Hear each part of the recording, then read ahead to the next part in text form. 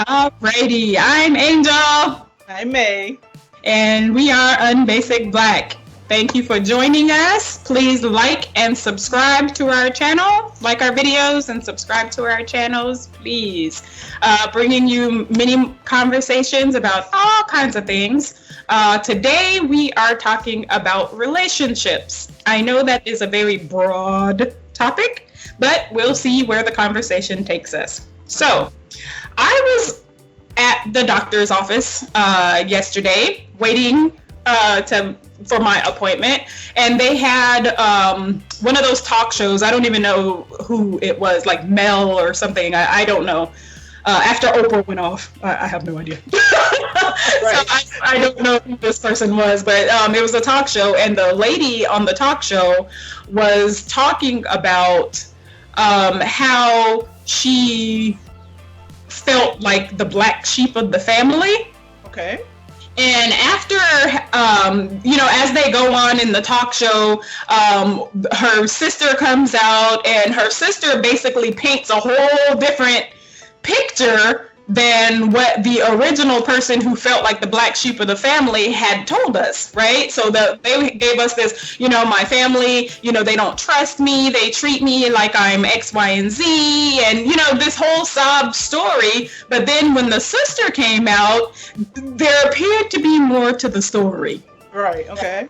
Yeah, there appeared to be more to the story. So the sister was talking about how the black sheep of the family, I don't remember her name, so I'll just call her that, how she had been on drugs, how she dated some, all kinds of seedy people, and how she had an affair with the sister's husband. And on and on and on it went. She skipped that part.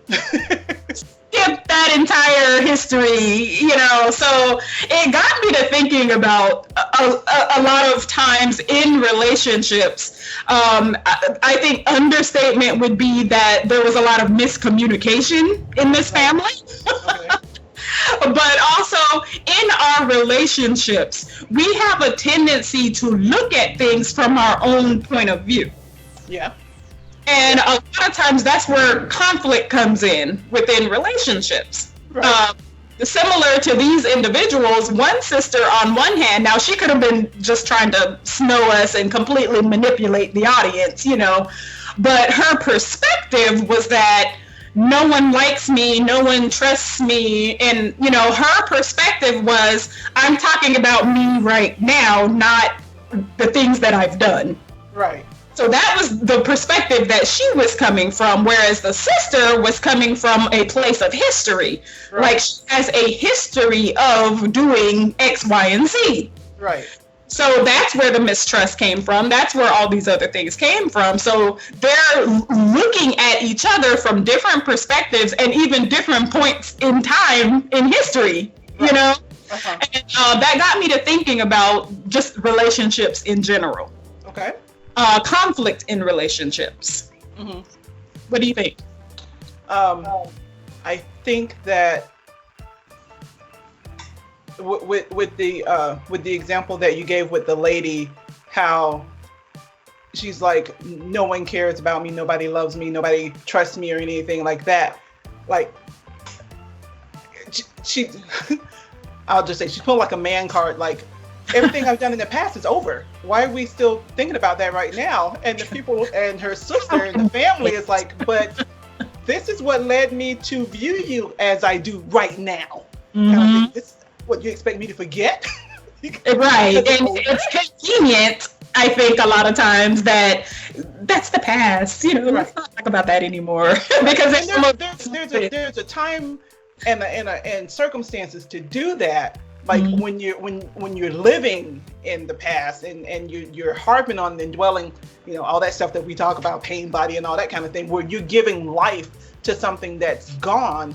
But if what you've done in the past is affecting people in the present, then that needs to be dealt with. You just can't dismiss it. Oh, it's over now. I don't do that anymore. Mm-hmm. Yeah, but how do I know you're not going to do that anymore? Exactly. You've not done that anymore a lot of times. Exactly, and I think that is a perfect statement, and I think it's so important when you're dealing with relationships that you acknowledge and understand that, because, like I said, a lot of times people are living in two different realms when it comes to their way of thinking and how they respond to conflict and situations, right? So on one hand, like you mentioned, you have an individual that's living from a place of, well, that's in the past. I shouldn't talk about that anymore. And you have another person who's like, well, we never dealt with it in the first place, so it needs to be addressed, right? And that happens a lot of times in conflict because it's dismissed. Right. Because we hear all the time, and not picking on men, but we hear all the time that men compartmentalize. Right. Right? But compartmentalization does not mean dismissal. Just because you put it in a compartment does not mean that it shouldn't be addressed. Right? Because then that's paramount to we're just not gonna see that. We're gonna pretend it doesn't exist. Right? And that's not the same thing as saying we dealt with this problem, we've addressed this issue, now we're moving past it. So we can put this in a compartment and it's done. It's finished. Paper signed, stamped, we're done with that. We can file it away. Right. That's what true compartmentalization is. And I think we all have the ability to do that, not just men. Mm-hmm. Yeah. I know that I can, when work helps me to do that, like if something's bugging me, and I don't feel like dealing with it right now, or I may not have the time to deal with it right then work helps me to, okay, I'm gonna shelve that, and I'm gonna focus on this work right now, just to give my mind a break, and then I'll come back to it. Right. You remember on Sherlock Holmes, his mind palace? Oh. Of course, his had to be a palace, right? His palace, his mind palace, right? And that's kind of how I look at it. So I've got all these rooms, and these are my compartments, right? So these compartments are not locked. So I have access to them. I can get in there, I can do what I need to do in there, and then I come out, close the door, so I can go into another room. When I'm done with something, that goes into the basement. And it goes into the basement so I can refer back to it if I need to. So sometimes you may find yourself in situations and it's like, well, why didn't I learn from the past? Right. So basement is my past. That's what I file things away in case I need to access them again. But they're not in my active rooms because I don't want them occupying every inch of my brain to where I can't function. That's good stuff.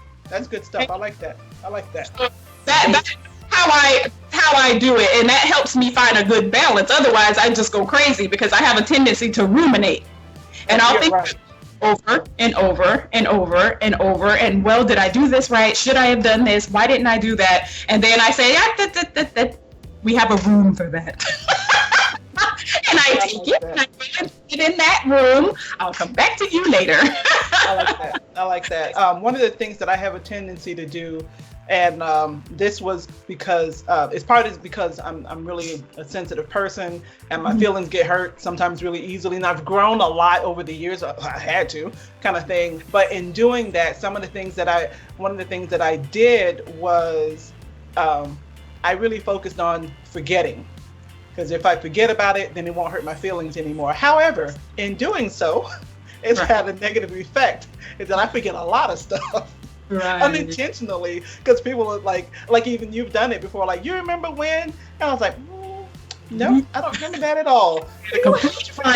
Like, so it was a side effect of trying to keep a side effect from trying to keep my feelings from being hurt is, okay, I'm just not going to remember that. We're just going to toss that away, like into the sea of forgetfulness. It's just going to go far away. But then when I need it, like, because there would be some good memories that I hear about and I don't have them because like, oh man, because you just dumped everything. I did a complete brain dump, which is not, I've grown to learn, is not healthy either. There's a better way to deal with all that. But in my growing up, I didn't see any other alternative other than to let the past be the past. Just forget about it. Right. Instead of, it's understandable. I can understand why people do that because it's easier. Yeah. It's easier to just dump it. It's easy to stand the semester is over in school, so you just burn all your books. Yeah, exactly. School's over. We don't need that ever again. Right. That's me with tests. I do after my test. When I had tests in like college or high school or something, once I got finished with that, I would dump that junk quick. And then that would suck though, because then when you have like the final, I'm like, ooh. Right. Now I gotta say twice as hard because I totally don't remember any of that. Right. Because that's something my brain was like, yeah, no, we don't need that in the basement. We're just gonna forget all about that. That just doesn't exist anymore. Right. Yeah. And that's interesting. But, what did you say? Oh, I was just saying a lesson that I learned early, thanks to Granny, was don't beg people for their attention.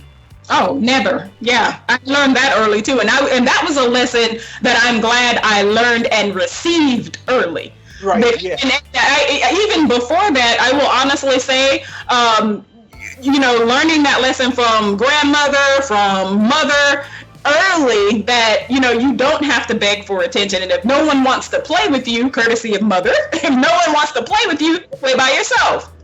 I learned that very, very early. So I was not one of those people that gave in to peer pressure, because it didn't matter to me if I was the only one who felt a certain way or liked a certain thing or wanted to do a certain thing, because then I would be like, peace out, right?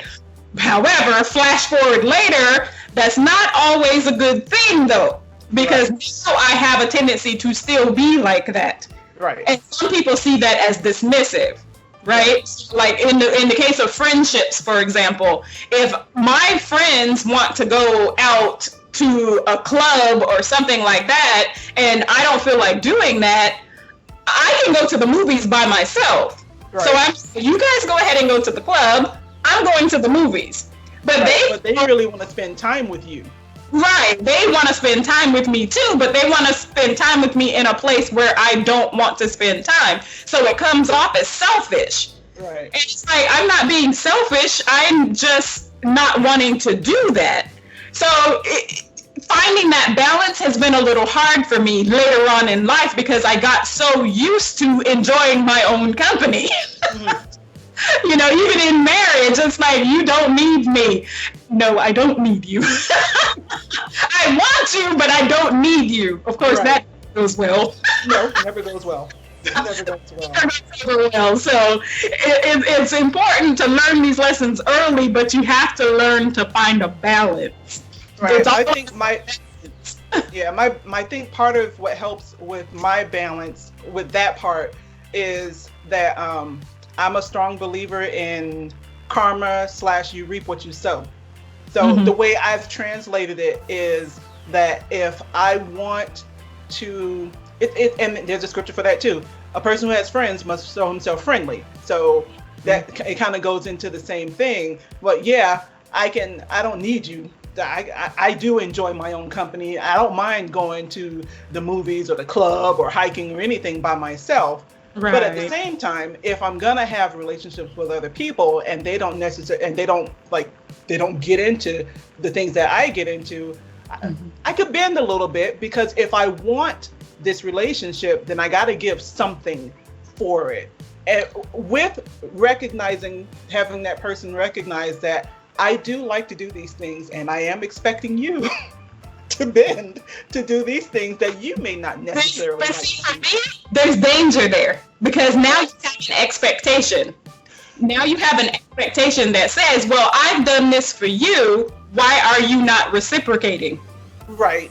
And then there's the other part. It's like a few parts to that for me, is that I view my time kind of as a gift.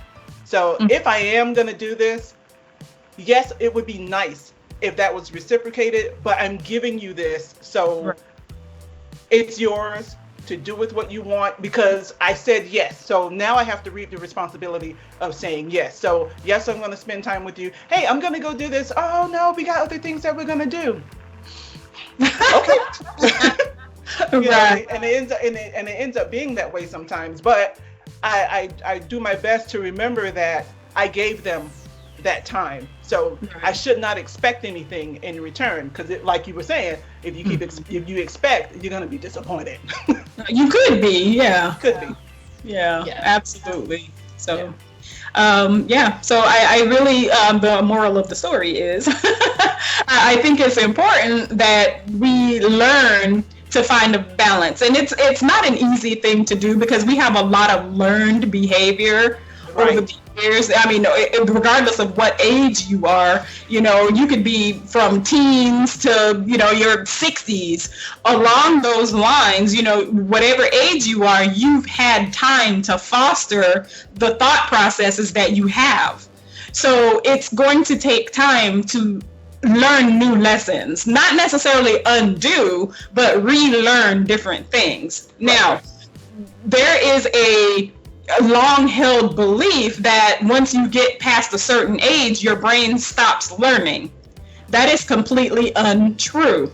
And there's science to back it up. I took a class, it was a behavioral, never mind, I won't get into all of that, but it was a class that I took, and it talked about educating the brain.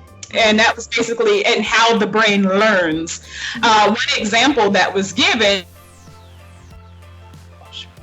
when something like touching a hot stove, for example, you may learn very early, okay, don't touch the stove because that's hot, right? And you maybe learned it by burning yourself or whatever the case may be. Same thing applies to the elderly. Once your body starts to go and you realize you can't just sit straight up like you used to, you adjust, you adapt to that. So your brain learned that, okay, you can't get up like that.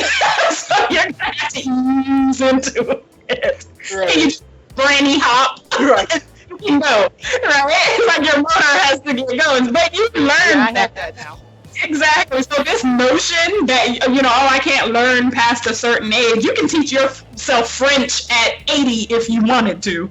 Right. Your brain has not shut down and said, I can no longer store and retrieve information. That is just not true. So it's going to take, the point being, it's going to take time in order to learn to balance. But if you're willing to do it, and if you want to learn more about how to balance, it's a trial and error. You do things, and start with something small. It could be something, ridiculously small. Traffic is a big one for me because I have to do it every day. And I learned a lot of lessons in traffic, how to be patient, how to let things go, how to be mindful, how to be one with myself. I learned a lot of things in traffic. So wherever you can find your balance and find a way to find a balance in your life is always good. Right. Yeah. Okay. Yeah. I said all of that and you're like, yeah. Because anything that I say, it'll be repeating. So, yeah. All right. So I think this may be a good point to stop. I mean, we didn't deep dive into relationships too much, but I think this is good surface of some types of relationships. Yeah. Uh-huh. So I'm Angel. I'm May. And thank you so much for watching our video. Please like this video and subscribe to our channel for many more things that we have coming up to talk about. We're going to be talking about movies for 2020. We're going to be talking about how women are just as bad as men when it comes to the dirty talk. We're going to be talking about that. So please like, subscribe, stay with us, and we have many more conversations and many more videos to come. What say you, May? What say me? Yes. Yes, I concur. Please like, subscribe. We have more things to talk about. Okay.